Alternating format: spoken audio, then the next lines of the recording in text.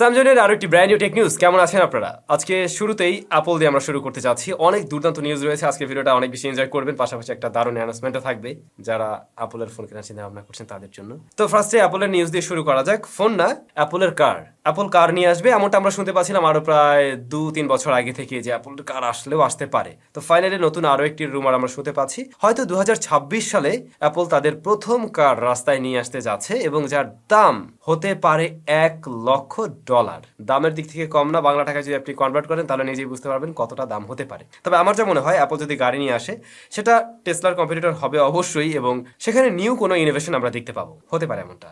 তবে অ্যাপলের আরো নিউজ রয়েছে, আর এটা হলো অ্যাপল স্যামসাং এবং এলজির সাথে কাজ করছে। তারা 20.25 ইঞ্চের কোন একটি ডিসপ্লে নিয়ে আসবে যেটা হবে ফোল্ডেবল। এখন অ্যাপল তাদের কোন ডিভাইসে ফোল্ডেবল ডিসপ্লে ব্যবহার করতে পারে? সাইজ দেখে যা মনে হয় এটা হতে পারে কোনো ল্যাপটপের স্ক্রিন। তো অ্যাপলের তরফ থেকে আমরা এমন কোনো ল্যাপটপ পেতে পারি যেটা ডিসপ্লেটা ভাঁজ করা যাবে। অ্যাপলের আরো নিউজ রয়েছে। এবারের আইফোন 14 সিরিজে আমরা জানি স্যাটেলাইট কানেক্টিভিটি যোগ হয়েছে 14 প্রো 14 প্রো ম্যাক্স। যদিও আমাদের এই রিজিয়নের জন্য না, বাট আমেরিকায় ব্যবহার করা যেতে পারে বা কানাডাতে ব্যবহার করার সুযোগ রয়েছে। তো এই সার্ভিসটি ব্যবহার করবেন কখন? যখন কিনা আপনার ফোনে মোবাইল নেটওয়ার্ক না থাকবে, বা এমার্জেন্সি সিচুয়েশনে যেখানে মোবাইল নেটওয়ার্ক নেই। তো এরকম একটা সমস্যায় এক ব্যক্তি পড়েন। তিনি আলাস্কার যে পাহাড় পর্বত বরফ অঞ্চল ওইখানে ভিজিটে গিয়েছিলেন, এবং যাওয়ার পরে উনি আটকা পড়ে যান সেখানে। আর ওই সময় ওনার ফোনে কিন্তু ইন্টারনেট বা ওনার ফোনে মোবাইল নেটওয়ার্ক সেটা অ্যাভেলেবেল ছিল না।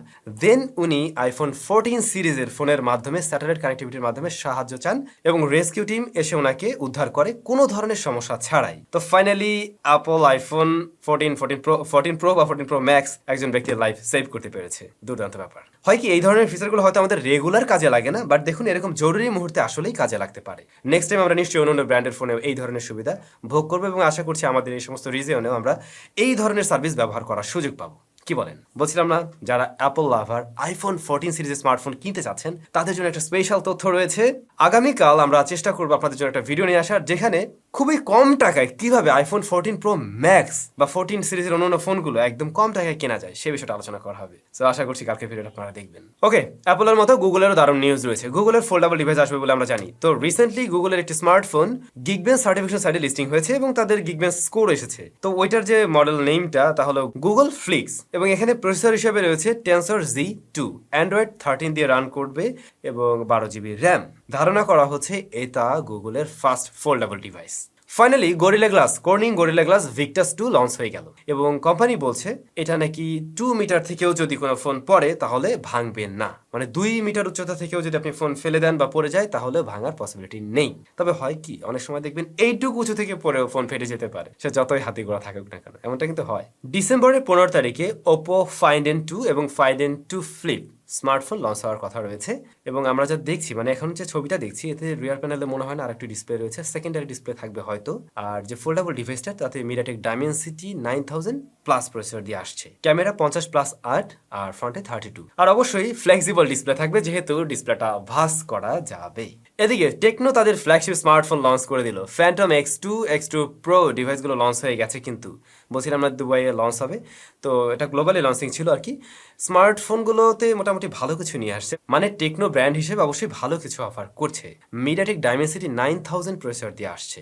এখানে প্রো এবং রেগুলার ভার্সন যেটা, দুটোতেই কিন্তু সেম প্রসেসর থাকছে। তারপরে রয়েছে অ্যামোলেড প্যানেল যা 120 হার্টজ হাই রিফ্রেশ রেটের, এবং এটা ফুল এইচডি প্লাস রেজলিউশনের। ক্যামেরায় এসে আমরা তফাৎ পাবো। বড় ভাইয়ে রয়েছে 50 মেইন শুটার, 50 মেগাপিক্সেলের telephoto zoom lens, 13 megapixel ultrawide shooter এবং 32 মেগাপিক্সেলের ফ্রন্ট ফেসিং ক্যামেরা। ব্যাটারি মনে হয় 5060 mAh এবং 44 ওয়াটের চার্জার। ওদিকে আমরা ছোট ভাইয়ে দেখছি, সেখানে রয়েছে 60 মেগাপিক্সেলের মেইন শুটার, 13 মেগাপিক্সেলের আল্ট্রাওয়াইড এবং 2 মেগাপিক্সেলের ম্যাক্রো অর ডেপথ, এরকম কিছু একটা। Front facing camera 32 megapixel. তো ক্যামেরাতে এখানে পরিবর্তন আছে, বাকি বিষয়বস্তুগুলো কিন্তু অলমোস্ট সেম থাকছে।